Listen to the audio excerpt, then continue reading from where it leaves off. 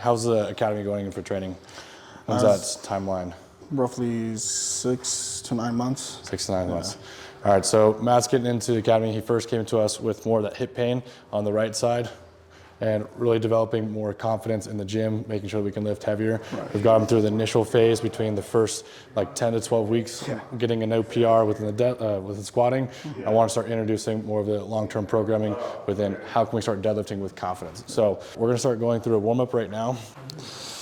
All right, so we're gonna go 2 minutes moderate intensity. Last one we'll get up to that moderate high. I don't want you getting a little bit of sweat going, and then we're gonna rock into our dynamic and then dive into the rest of the fun stuff today. Sounds good. I'm gonna get some other stuff prepped up, but when you get to 2, for the last minute, we're gonna go for a little more intense, just like maybe up to 60 here. Okay. And then we'll finish out with our work, okay?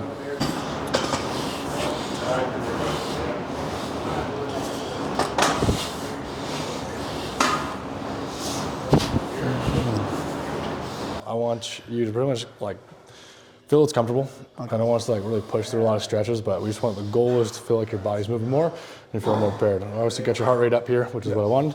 We're gonna go into a lunge, same side, we're gonna go elbow down here, and then we're gonna open up to the top. So same elbow down, we're gonna go alternating down through here, and then open up.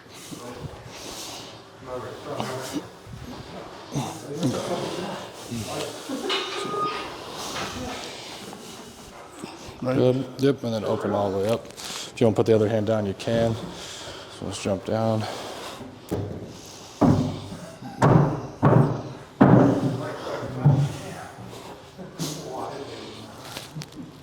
Trap bar deadlifts, still same sequence. We're gonna go first, hips are gonna go back. As we kind of maximize that hinge, we're gonna drop down into that squat. So with a barbell, it's gonna go thigh, thigh, thigh, all the way around the knee, and then straight down to the ground, back up, and back up from here. So focusing on the hinge and then squatting through there. We're just gonna go comfortable with in your hands. I try to find the center of that bar. We're gonna come right back up, back, down, up, here. I'm kind of like pausing at where I want thing. This is like the backward hinge, then back down in the squat, back up, boom. I'm just kind of showing you the segues. I want them to kind of be fluid together. We're gonna throw some actual weight on the sides, but just from like the technique standpoint, I want us to feel more of the hinge, then into the squat.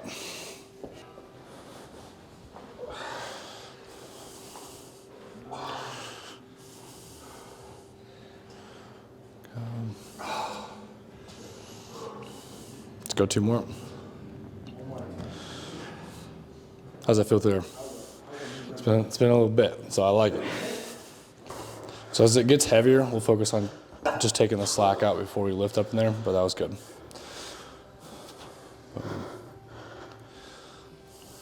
Remember Matt in the beginning, man?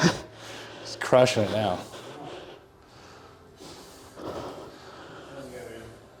Good. You can put it back down.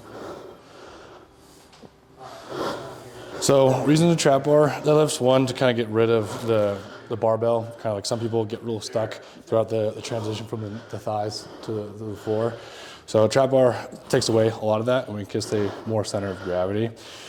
I like it a lot for introduction. It doesn't feel as complicated as a barbell deadlift. We get to focus on the true movements rather than trying to feel like the technique behind the actual barbell. How are we feeling right now? That was good. You good? Usually the first one's a little rough, but yeah, it's comfortable, a little rough. Yeah. Yeah. So Matt's more like me. We do like any amount of work and we just start sweating, which is the best part because it makes us look like we're working 10 times harder, which I know he's working 10 times harder, but regardless, he's putting in the work.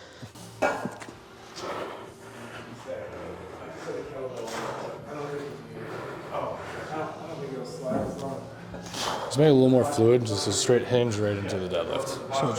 So hinge and back, right down into it. Back up, that's good. That was perfect.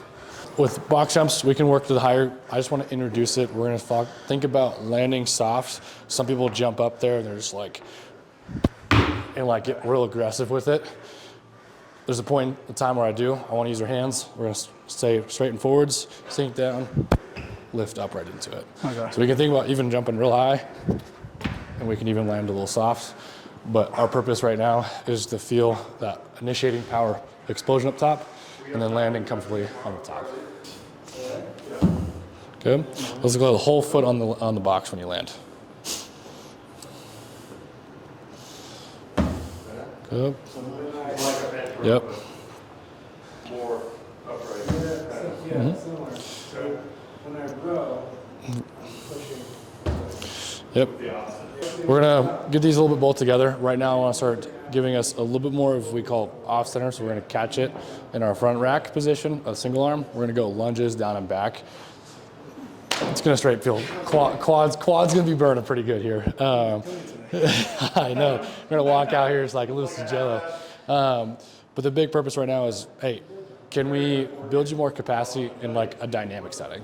So we've talked about like isolating our load. We've done that even on our squats, and we've introduced a little more of like, I hate using the word functional movement, but it's more dynamic, which makes your body work harder to feel like stability as you're talking about strength. So from front rack position, we're gonna keep it in front of us, go here, work our way up into this front rack.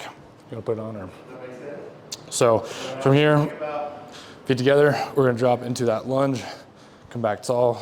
If you wanna go walking, you easily can get there. If you want to just do stationary as well, depending on the space. I know at the gym you might not have a full strip, so we can just do walking lunges, back down and back up.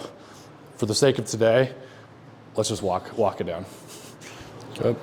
Yep, so this kettlebell just sits right inside this. This is the forearm, sits on the actual bicep there. If you want to keep it more in the front, we just kind of tuck the elbow here. If you like it to the side, I'm here for it. Yeah, I don't want to be like real chicken winged. I kind of like it to keep it compact in front of us or out a little bit to the side, which you have right there.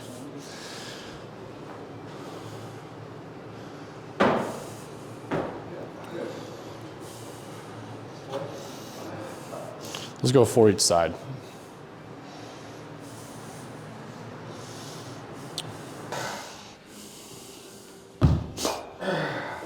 Boom.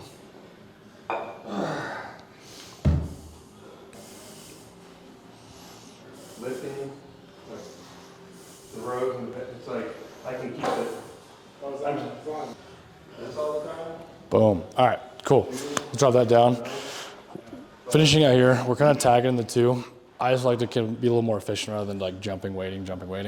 We're gonna find a sequence that feels sufficient, but then also make sure we're challenging. The last thing we have to do right now in our total work, we're focusing on grip, where we're gonna add on a quick pace. I know we're already feeling a little tanked with the grip with our deadlifts, but easy way, we can go down and back. We might just do a big circle on our side. I prefer down and back, but we can go big circle if you want. I'll show you both. Since we have a big old guys working in the backside, we're gonna just do a circle. So inside arm, we're gonna go quick, right around in a circle. Think about just moving fast. All the shake in our shoulder is gonna be more like the reactive input into our rotator cuff as we really primary focus on our strength. Strength is an often neglected component within our grip, but we're gonna focus that on right now with some more fundamental movements, but the knee bar extension work. Ready? So we're gonna stay nice and tight in the circle. So we got a little room, we can go both. I'll show you first the circle, and then it just kind of looks weird when you're on your own. So it all is always preference. So we can just go big circle here. 35 is gonna feel kind of solid. If you feel like you're moving faster, we can work here. We'll go through three laps. We'll switch sides and going inside here. Yeah, so I want to introduce it right now with this, but I want to make it harder. So if we need to grab the 53s, how are you feeling the 35s? Let's try this first.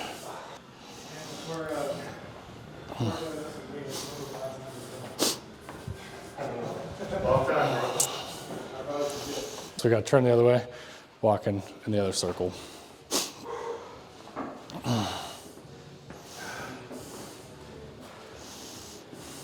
It's looking a little easy, not gonna lie. So right now we're tying in the sometimes boring grip training work, but making it super valuable for us. We're gonna also increase that input up to the shoulder. So as he walks faster, we see a lot of that shake in the shoulder, bringing in a lot of reactive stability to the rotator cuff to the shoulder, all the dynamic settings. So we're just gonna go three laps for him.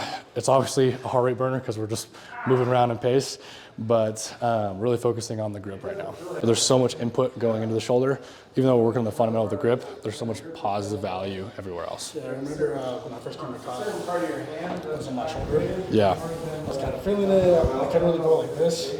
So he made me do these and another exercise and I feel better now. Yeah, no, it's awesome.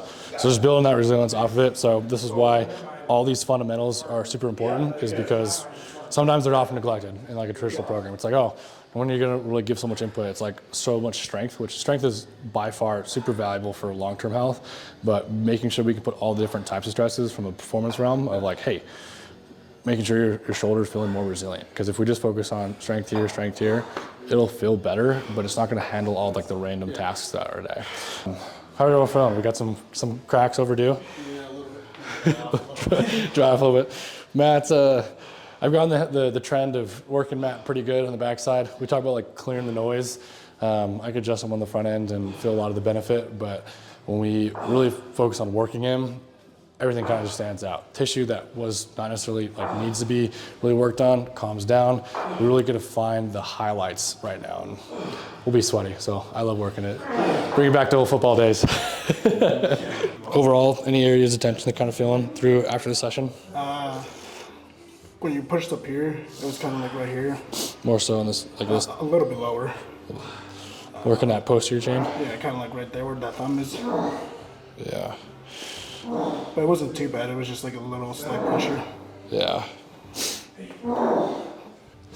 This is just subtle. I mean, being able to see the range of motion from Matt the first day. Obviously, I don't got pictures, so I can't show you. But we kind of saw like right out of the gate. So it was like 5-10 degrees of like we call it intro rotation. Now we can really fall out to more like that 30-25. Still got more room to grow. We focus a lot on mobility in the front end to give him more, and then we're just building on strength around it to make sure his confidence within his own body is there and above what he needs today. I'm gonna look to the right for me, Matt. We're gonna look to the right. Yeah, we're gonna slide all the way a little more. Just little ones there. The purpose of the cracks is just kind of more like an extra release. I care more about the motion restored. So even though we didn't get a huge release of this, we call that CT junction in Matt's neck, there's so much more play through this side now. So tuck that bottom hip in there, good.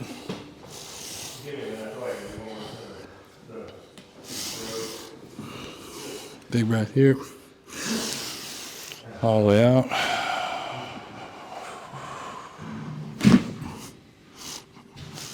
You're making me work extra hard for these ones. There's little ones in there, but I feel like every time you've came in, it's been like the most like gnarliest cracks. One more big breath in.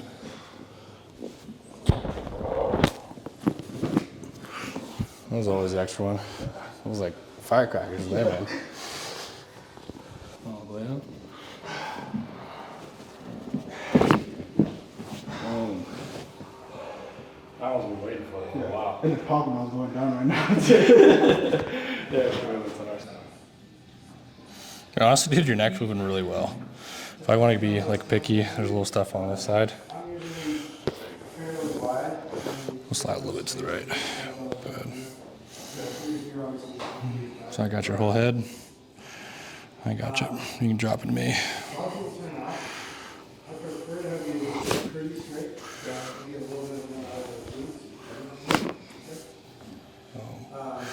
I'll be some ASMR stuff for everybody else. You can drop it to me. I got you. How are we feeling after it right now? Feel pretty loose. We can slide this way. Loose, confident. Not too sore, but good. Productive. Yeah, Productive sore. the good sore. Yeah. Well, the big thing was pretty much when I was squatting back in August. Yeah, August, September. Again, wasn't doing heavy weight, but I started feeling discomfort in my hip. Where previously worked with Kyle, and I was like, I'm just gonna go back and bring up that issue. But even getting to Kyle before, I noticed that I wasn't getting a full range of motion, and I was just half squatting in a way. Like it was still heavy weight, but it was half squatting because I just had a bad form, or I felt like I had bad form, but it was just more my hip not allowing me to go all the way down and push up. Yeah. And so before, I never really thought about it. I'm like, oh, it's just bad form. I'm just doing it by myself in the gym. Yeah. So really have no spotter, so I'm taking care of myself. But the more I realized, I was like, no, I think this is something else that's lingering there. But Yeah, didn't know what you didn't know. Yeah. And then you kind of came to World, so clarity-wise, you worked with Kyle for a little bit of time, where the schedule was really big. I only had more of like the soft tissue adjustments, which is still really impactful stuff, but noticing like, hey, you know you needed more, you know you wanted more. Yeah. And really, it's like things we see all the time is when we work with people, it's like, man, I've been putting all this effort, but when you put the effort into the wrong area, i.e. focusing all on your back when it's not even a back issue, really kind of gives us a highlight to when you focus on the right things, it doesn't take much effort. Yeah. Okay. And I mean, I think you're a testament to that effort where it's like, you've tried a lot of different things on the backside, where it's like, man, like, why isn't this working? Why am I still in pain? Why is squatting hurting? But now getting to this point where we focus on the right fundamentals of what the true root cause of the issue is, now giving us access to like, hey, wow, this was way easier than I thought it was. Yeah, it was. Yeah, so you made it look easy. Then when you try it for the first time, you're like, oh, okay, this is not too easy. This is not easy at all. Yeah. But like I said prior, is just the consistency of it. Kind of like it's an eye-opening thing where you're like, oh, I can do this. Just gaining the confidence in that was a huge win. Yeah, I love that. Cool. Yeah.